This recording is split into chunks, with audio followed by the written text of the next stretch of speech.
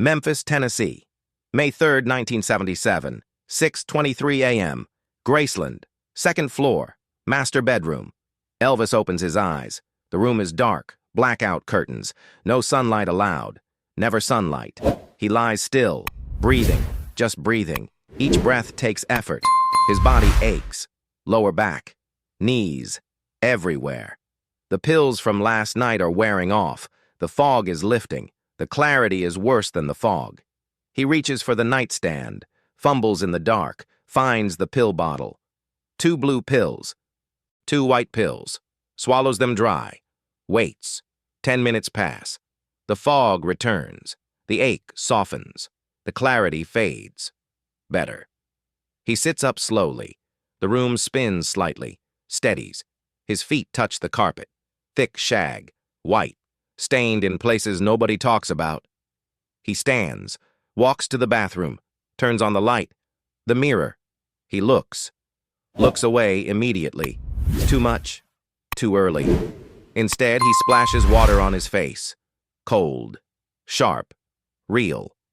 7:15 a.m. downstairs, the kitchen. Mary Jenkins is already cooking.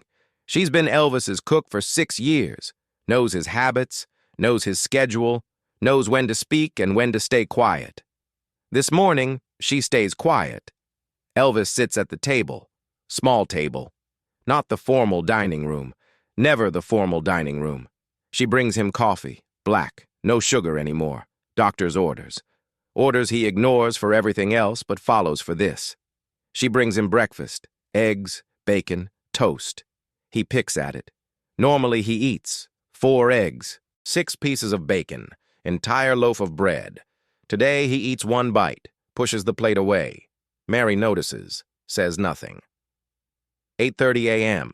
Dick Grob arrives at Graceland, early shift, 6 a.m. to 6 p.m. He's been Elvis's bodyguard for 3 years, since 1974, hired after the death threats, after the security got tighter, after everything got darker. Dick is different from the others. The Memphis Mafia guys are friends, brothers, yes men. Dick is a professional, former Palm Springs Police Department, former narcotics detective. Seen things, done things, doesn't impress easily. But Elvis impresses him. Not the fame, not the money, the person underneath. The real person Dick catches glimpses of when the performance stops. He checks in with the gate guards, walks to the main house. Finds Elvis in the TV room. 3 televisions on, all showing different channels. Elvis watching none of them. "Morning, boss." Elvis looks up, nods. "Morning, Dick." His voice is flat, empty. Dick's heard this voice before. Bad sign? You get some sleep? Elvis almost smiles. Almost. What's sleep? Dick sits down, not too close. Elvis doesn't like people too close anymore. Anything on the schedule today? Elvis shakes his head. Nothing. Supposed to rest. Tour starts in June. 3 weeks, got to rest. But he says rest like it's a foreign word, like he doesn't know what it means. Dick watches the televisions. Game show, news, cartoon. "Boss, you eat?" Elvis shrugs. "Mary made something. I tried." Dick knows what tried means. Means he didn't. "You should eat." Elvis's jaw tightens. "You should stop telling me what to do, Dick. You sound like Vernon. You sound like the doctors. Everyone telling me what to do. Eat this. Don't eat that. Take these pills. Don't take those pills. Sleep more. Sleep less. I'm tired of it." Dick holds his hands up. "Sorry, boss. Just concerned." Elvis's anger fades as quickly as it came. I know you are. I'm sorry. I'm tired." Tired of what? Everything. The word hangs there. Heavy. True. Let me ask you something. Have you ever been so tired that sleep didn't help? That kind of tired that lives in your bones? Drop a comment. 10 a.m. Elvis stands up. Sudden. No warning. "I need to get out." Dick stands too. "Out where, boss?" "Out. Out of this house. Out of this room. I need air. I don't know. I just need out." Dick knows better than to argue. When Elvis gets like this, you follow. You protect. You stay close. Where do you want to go? Elvis thinks. Downtown? Beale Street? I want to see Beale Street. Dick hesitates. Boss, Beale Street is public. People will... I don't care. I'll wear a disguise. Sunglasses, hat. Nobody will know. Please, Dick, I need this. Dick sees something in Elvis's eyes. Desperation. Real desperation. Okay, boss, let me get the car ready. 10:45 a.m. Black Lincoln Continental. Tinted windows, Dick driving, Elvis in the back seat. They leave through the back gate. Avoid the fans at the front. Avoid the photographers. Avoid everyone. Elvis stares out the window, watching Memphis pass by. The city he grew up in. The city that made him. The city that doesn't recognize him anymore. They pass Humes High School, where Elvis graduated. 1953, 24 years ago. Lifetime ago. Elvis's voice quiet. I used to walk these streets, Dick, every day. Nobody knew who I was. Nobody cared. I was just another poor kid from Tupelo trying to make it. Dick glances in the rearview mirror. You made it, boss. Elvis doesn't respond, just keeps staring. They pass Sun Studio, 706 Union Avenue, where it all started. That's all right. July 5th, 1954, 23 years ago. Elvis doesn't look at it, looks away. 11:30 a.m. They park 2 blocks from Beale Street, side street. Less traffic, less people. Dick gets out first, scans the area. Old habit, former cop instinct, clear. Elvis gets out, dark sunglasses on, blue baseball cap, white jacket. Too heavy for May, but it hides the body, hides the weight. They walk. Beale Street is quieter than usual. Lunchtime lull. Stores open but not crowded. Few tourists, fewer locals. Elvis walks slowly. Dick stays beside him. Half a step behind. Close enough to help. Far enough to give space. Elvis stops outside Lansky Brothers, the clothing store, where he bought his first custom shirt, 1952, before the fame. When he was nobody. The window display shows suits, bright colors, sequins. Nothing like what Elvis wears now. Used to buy everything here, Elvis says. Bernard Lansky dressed me for my first TV appearance. Ed Sullivan, 1956, 21 years ago. Dick nods, listens. Bernard told me, "You'll be the best-dressed man in America." And for a while, I was. Elvis touches the window glass. Barely. Fingertips only. Now I wear pajamas most days. Don't even bother getting dressed. They keep walking. 12:15 p.m. They pass A. Schwab's General Store. Been there since 1876. 101 years. Elvis used to shop there as a teenager, buying cheap gifts for his mother, Gladys. She died in 1958, 19 years ago. Elvis never recovered. He stops outside, stares at the window. Dick waits. Boss? Elvis doesn't answer, just stares. Dick looks at what Elvis is seeing. The window display, old-fashioned, kitchen items, fabric, sewing supplies. Then Dick understands. Gladys used to sew, used to make Elvis's clothes when they had no money, used to spend hours at stores like this, looking at fabric, dreaming about better days. Elvis's voice cracks. I bought her a house, bought her cars, bought her everything, and she died anyway. Died of a broken heart, died because I left for the army, died because... He stops, breathes, because she couldn't handle what I became. Dick feels his chest tighten. Boss, that's not... It is, Dick. It is true. She told me, right before she died, told me she missed the old Elvis, the boy who sang in church, the boy who was hers. A woman walks past, glances at Elvis, doesn't recognize him, keeps walking. Elvis watches her go. See? Even here, even on Beale Street. Nobody knows me anymore. Dick wants to say something, wants to argue. But Elvis is right. They keep walking. 1 p.m. They stop at a small diner. Arcade restaurant. Been there since 1919. Oldest restaurant in Memphis. Elvis doesn't go in, just stands outside, looking through the window. I came here with Scotty and Bill, 1954, right after we recorded That's All Right. We were celebrating. We thought we'd made it big. We had no idea. Dick imagines it. 3 young men, full of dreams, full of hope. No idea what was coming. "What would you tell them?" Dick asks. "If you could go back, what would you tell those 3 guys in that diner?" Elvis thinks. Long silence. "I'd tell them to enjoy it. Enjoy being nobody. Because once you're somebody, you can never be nobody again. And being somebody, it costs everything." 2:30 p.m. They've been walking for hours. Elvis is tired, breathing heavily, sweating through the jacket. Dick suggests going back. Elvis refuses. Not yet. One more place. Where? You'll see. They walk 2 more blocks. Then Elvis stops. Right here. Dick looks around. They're standing in front of an old music store. Johnson's Music Store. The sign is faded. The paint is peeling. The window is dirty. But inside, guitars, drums, records, music. "This is it," Elvis says. "This is where it started. Not Sun Studio. Not Beale Street. Here. This window."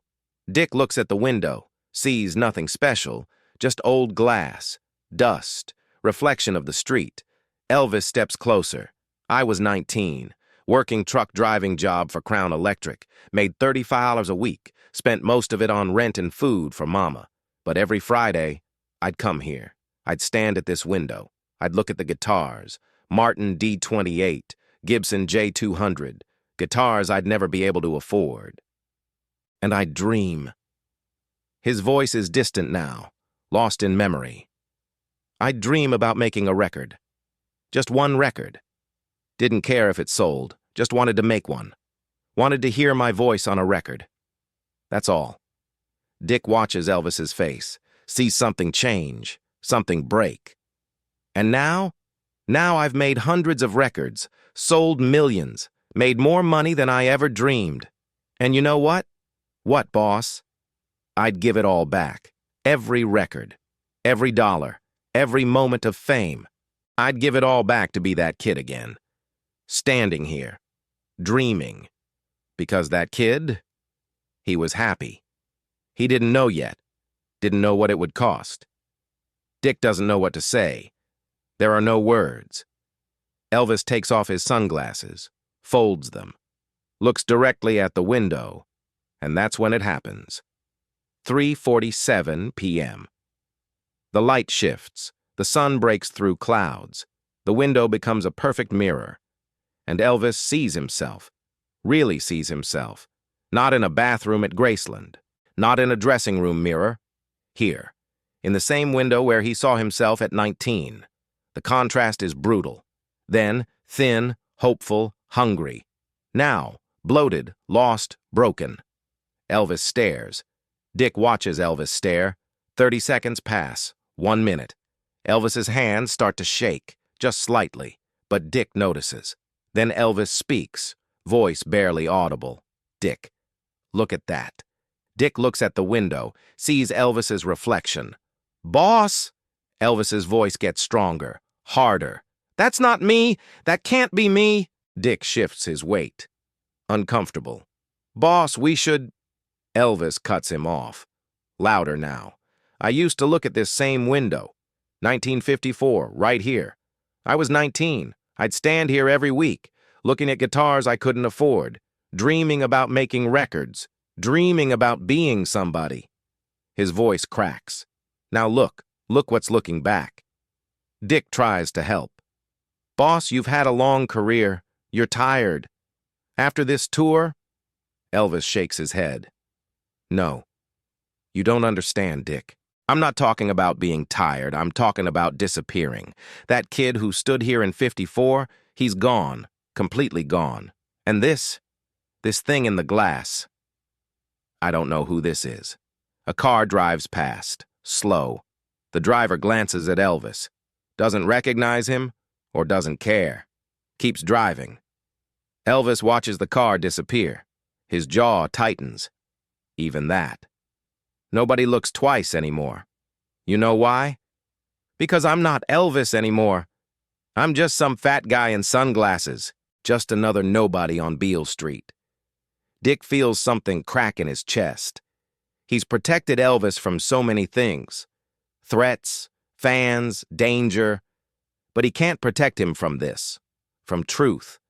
From a mirror. Boss, millions of people still love you. The tour is sold out. Vegas wants you back. The whole world, Elvis interrupts. The whole world loves Elvis, the image, the name, the legend. But me? The actual person inside this body? Nobody knows him anymore.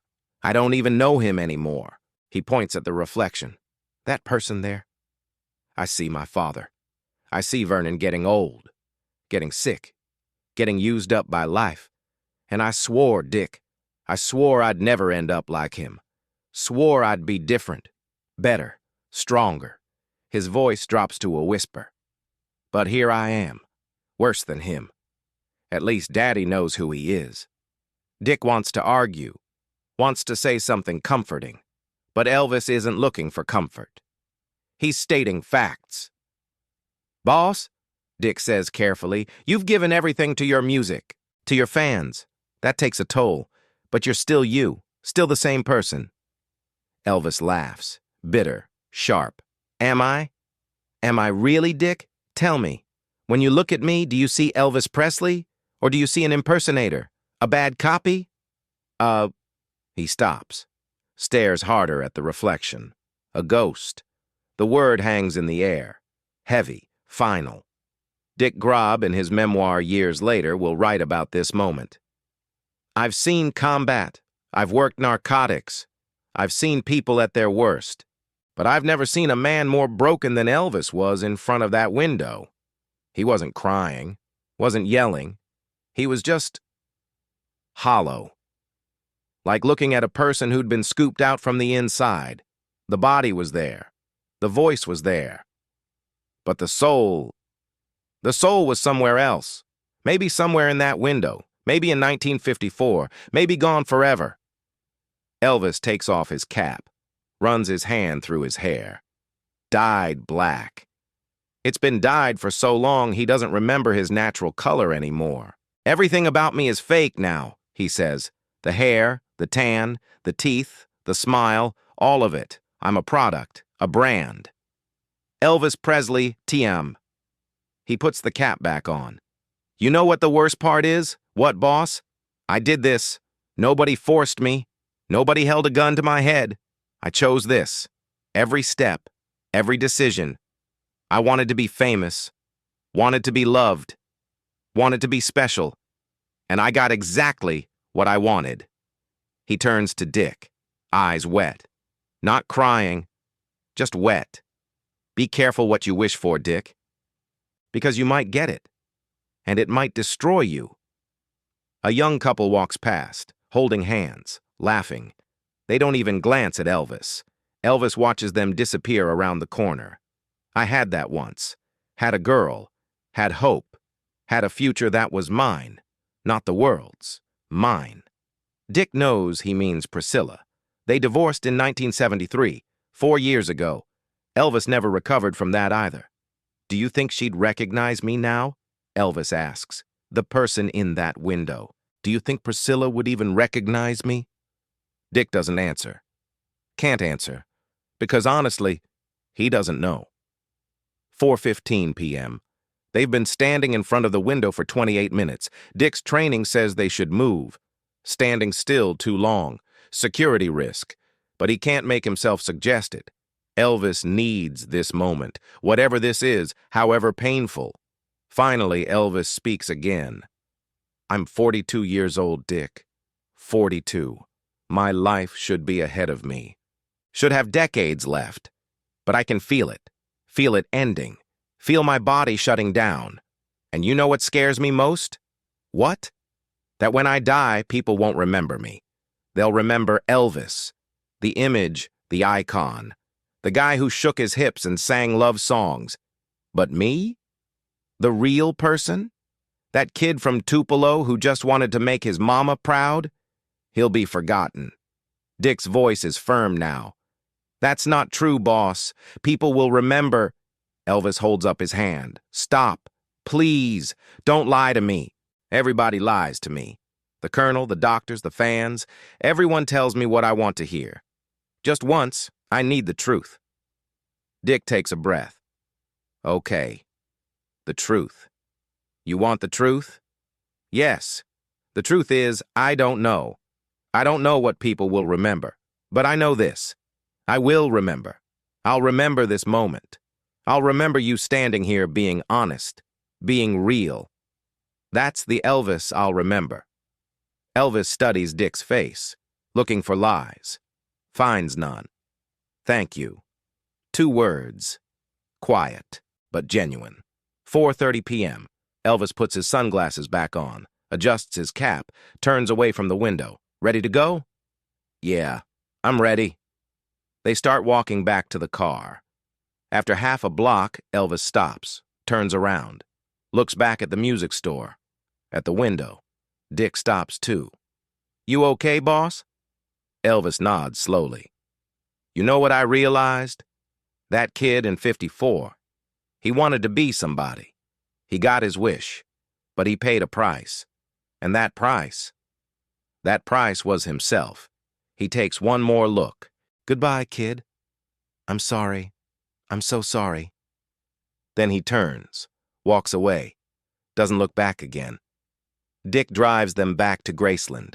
Elvis sits in the back, silent, staring out the window. When they arrive, Elvis gets out slowly, walks to the house, stops at the front door, turns to Dick.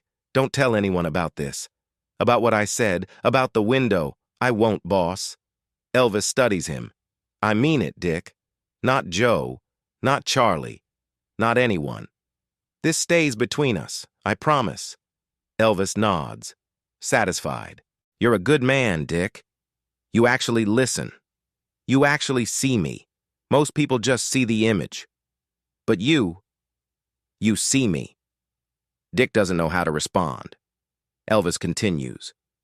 When I'm gone, and I will be gone soon, don't argue. When I'm gone, I want you to remember this. Remember that I was real. That underneath all the bullshit, there was a real person. Will you do that? Dick's throat tightens. I will, boss.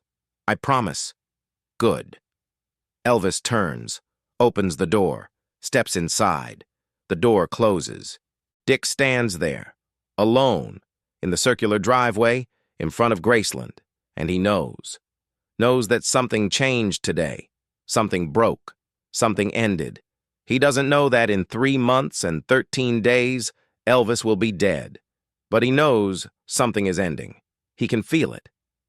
Inside Graceland, Elvis goes upstairs, to his bedroom. He takes off the jacket, the cap, the sunglasses.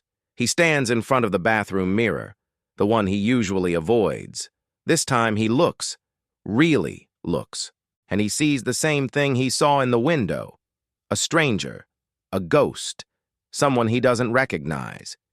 He opens the medicine cabinet, bottles, dozens of them, prescriptions, all legal, all from doctors. He takes out 3 bottles, reads the labels. Doesn't matter what they say. He knows what they do. They help him sleep. They help him forget. They help him pretend. He takes 4 pills, then 4 more, then stops. Not yet, not today, but soon. He closes the cabinet, looks at the mirror one more time. I'm sorry, he whispers. I'm so sorry. He doesn't know who he's apologizing to himself, to the kid in the window, to his mother, to everyone. But the apology is real. He turns off the light, lies down on the bed, closes his eyes, waits for the pills to work, waits for the fog, waits for the forgetting. Outside his window, the sun sets over Memphis, May 3rd, 1977. 3 months and 13 days before the end. Quick thought. Have you ever apologized to your younger self for choices you made?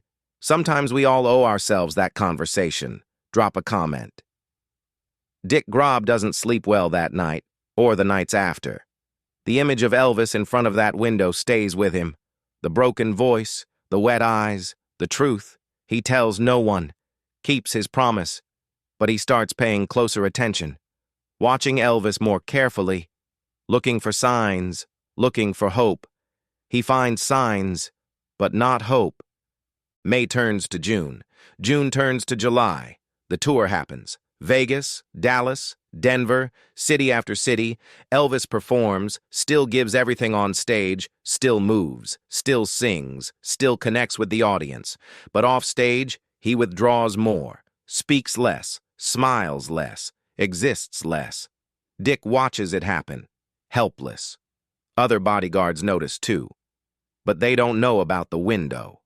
Don't know about May 3rd. Don't know about the conversation. Only Dick knows. And the knowing is heavy. August 15th, 1977, 11:47 p.m. Graceland, Elvis's bedroom.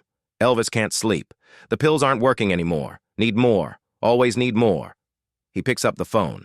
Dials. Joe Esposito answers. Yeah? Elvis's voice is quiet. You remember 1954? When we were nobody? Joe is confused. Half asleep. Boss, what? Do you remember what it was like? Being nobody? Being normal? Elvis, it's almost midnight. Are you okay? Elvis doesn't answer the question. I saw myself today, Joe. Really saw myself. And you know what? What? I'm not in there anymore. I looked and looked. But I'm just gone. Joe tries to respond. But Elvis has already hung up. August 16th, 1977, 2:30 p.m., Graceland, upstairs bathroom. Ginger Alden finds Elvis, face down, on the floor, unresponsive. She screams. People run. Joe, Al, Charlie. They try to revive him. CPR, desperate, frantic. Dick Grob is off duty, at home. Doesn't know yet. At 3:30 p.m., Baptist Memorial Hospital pronounces Elvis dead. Cardiac arrhythmia. Heart attack. 42 years old. The news spreads fast. Dick gets the call at 4:15 p.m. Joe's voice. Shaking. Broken. Dick, he's gone. Elvis is gone. Dick sits down. Doesn't speak. Can't speak. Joe continues. I don't understand. He was fine this morning. We talked last night. He was fine. But Dick knows. Knows Elvis wasn't fine. Hasn't been fine since May 3rd. Since the window. Since he looked at his reflection and couldn't find himself. Dick hangs up. Sits in his kitchen. Stares at the wall. And he thinks about Elvis's last words to him. Not the phone call. Not anything recent. The words from May 3rd. When I'm gone, I want you to remember this. Remember that I was real. I will, boss. Dick whispers to the empty room. I promise I will. The funeral is August 18th, 1977. Graceland. Thousands attend. Fans, family, friends. Dick is there. In his suit. Stoic. Professional. But inside he's breaking. He looks at the casket. White. Gold trim. Elaborate. Nothing like the kid from Tupelo. Nothing like the person in the window. During the service, Vernon speaks. Lisa Marie cries. Priscilla stands silent. Dick stands with the other bodyguards. Red, Sonny, Charlie. They exchange looks. They all failed. All of them. Protected Elvis from everything except himself. After the burial, people gather, sharing stories, remembering. Dick doesn't share, doesn't speak. Keeps his promise. The window stays private. Sacred. Between him and Elvis. Days turn to weeks. Weeks turn to months. Dick tries to move on. Goes back to security work. Other clients, other jobs. But nothing feels right. At night, he dreams about the window, about Elvis staring, about the broken voice. That's not me. He wakes up every time. Heart racing, 2 years after Elvis's death. Dick is working security for a concert. Local band, small venue. During the break, he walks outside, needs air. Across the street, there's a music store, window display of guitars. Dick stops, stares. For a moment, he sees Elvis, young, thin, hopeful, looking at guitars he can't afford. Then the image fades, just a window, just guitars, just a reflection of Dick himself, old, tired, carrying weight. He understands it now, what Elvis meant. about not recognizing yourself, about losing the person you used to be. Dick turns away, goes back inside. But the image stays, 12 years after Elvis's death. Dick gets the diagnosis. Cancer, lung cancer, stage 4, terminal. The doctor gives him 6 months. Maybe. Dick doesn't cry, doesn't panic, just nods. He goes home, to his wife, his children. He tells them. His daughter Karen asks, "What will you do?" Dick thinks. "I'm going to write," he says. Write what? Everything. Everything I remember, everything I saw, everything I promised to remember. He buys yellow legal pads, blue pens, sits at his kitchen table, and he starts writing. Page 1.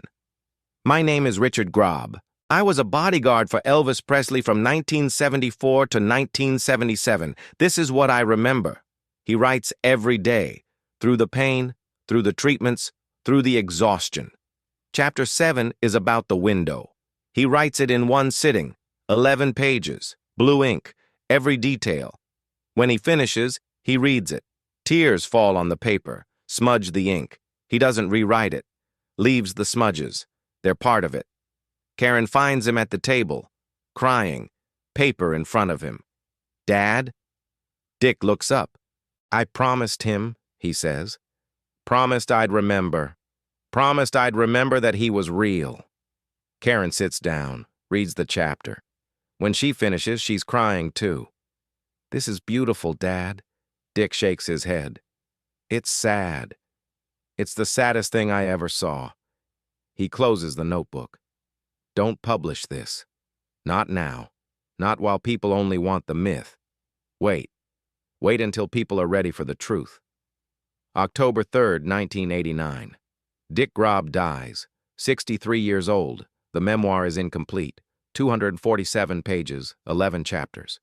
His family keeps it. Private. Safe. 30 years after Elvis's death. Karen Grob is going through her father's things. She finds the memoir, reads it again, after all these years. She contacts Graceland, the archives, offers to donate it. They accept. The memoir enters the collection, cataloged, preserved, available for research. A few scholars read it, note Dick's version of events, cross-reference with other sources. Chapter 7 gets special attention. The window, the conversation. The date, May 3rd, 1977. One researcher, Dr. Patricia Moore, writes in her dissertation, Dick Grob's account of May 3rd, 1977, represents a crucial turning point in understanding Elvis's final months. This was not a man facing death from pills or exhaustion. This was a man facing something worse, the death of identity, the death of self. A small excerpt from Dick's memoir is published. Elvis Quarterly Journal, academic publication, limited circulation. Most fans never see it. But those who do are changed. Online forums discuss it. Reddit threads, Facebook groups. Did you read about the window? The May 3rd conversation? Dick Grob's memoir? Some believe it, some don't. The skeptics say, too convenient, too poetic, probably made up. The believers say, it explains everything. Everything about August 16th. A documentary filmmaker, Marcus Webb, contacts Karen Grob. He wants to include the window story in his film. Elvis, the man behind the myth.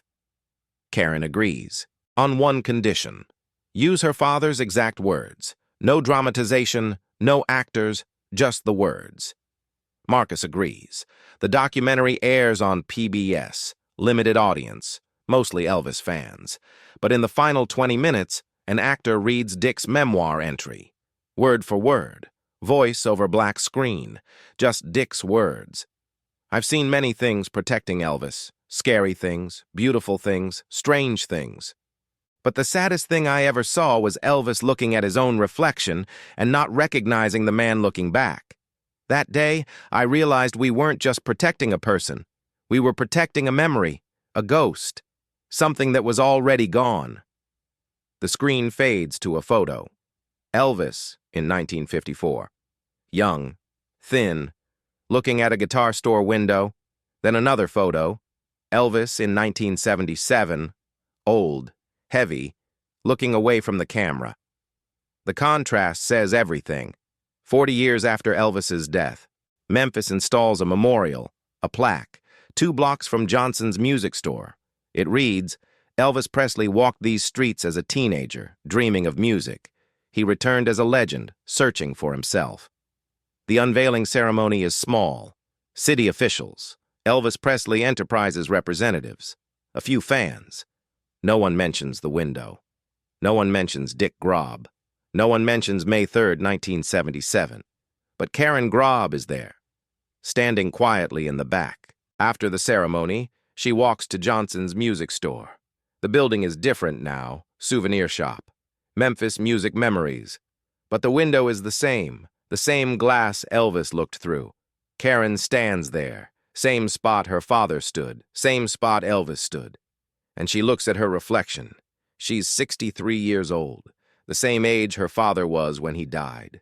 She sees her face, older, tired, different from the young woman she used to be, and she understands what Elvis felt, understands what her father wrote about, understands the weight of time, the weight of change, the weight of becoming someone you don't recognize.